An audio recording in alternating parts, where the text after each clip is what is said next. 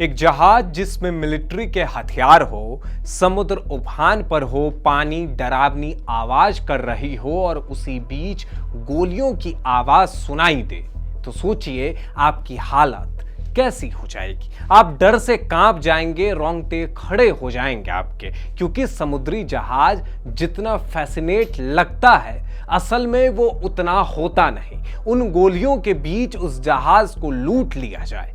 असल में मैं ना तो कोई फिल्म की स्क्रिप्ट पढ़ रहा हूं, ना ही ये मनगढ़ंत कहानी है। ये कहानी है उस जहाज की जिसमें टर्की मिलिट्री के लिए हथियार जाने वाले थे, जिसमें गल्फ ऑफ एडन में यमन के कोस्ट से 30 नॉटिकल माइल्स दूर है, और सिर्फ एक जहाज को नहीं बल्कि 2 जहाज को समुद्री लुटेरों ने अपना निशाना बनाया है। द हिंदू में छपी खबर के मुताबिक MT Cebu 1 को भी लूटा गया है, जिसमें 16 भारतीय नाविक हैं, और NV LUTUF में 6 भारतीय नाविक मौजूद हैं।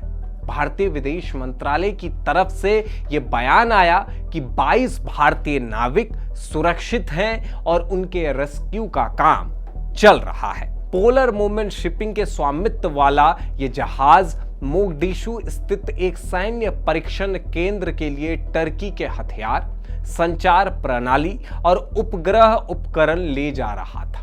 अधिकारियों का मानना है कि इस घटना को अंजाम देने वाले 8 समुद्री डाकू उसी गिरोह से जुड़े हैं जिसने 26 अप्रैल को MV स्क्वाड जहाज का अपहरण किया था। टर्की के तरफ से अभी तक कोई आधिकारिक बयान नहीं आया है, लेकिन इस अपहरण के बाद टर्की एक्टिव हुआ है। मीडिया रिपोर्ट में यह भी कहा गया है कि मंगलवार को 2 लोगों को ले जा रही एक छोटी नाव जहाज के पास पहुंची और सोमालिया में आमतौर पर चलाए जाने वाले उत्तेजक पदार्थ खत की आपूर्ति की। नाव के तट पर लौटने के बाद हवाई हमले की सूचना भी मिली, जिसमें 4 लोग मारे गए और 2 अन्य घायल हुए। इसमें जो लोग मारे गए हैं वो कौन है, इसकी अभी तक पुष्टि नहीं हुई है। अगवा किए गए जहाज और उस पर सवार क्रू के बारे में भी कोई स्पष्ट जानकारी नहीं मिल पाई है। इस पूरी घटना को सुनने के बाद आप गल्फ ऑफ एडन के उस एरिया के बारे में समझिए कि वो कितना खतरनाक है, जहां किसी भी वक्त जहाजों पर समुद्री लुटेरों के तरफ से अटैक किया जाता है। भारतीय सरकार भी इस मामले को लेकर लगातार संपर्क साध रही है। जिन जहाजों का अपहरण किया गया है उसमें कम्युनिकेशन सिस्टम और मिलिट्री वेपन शामिल है।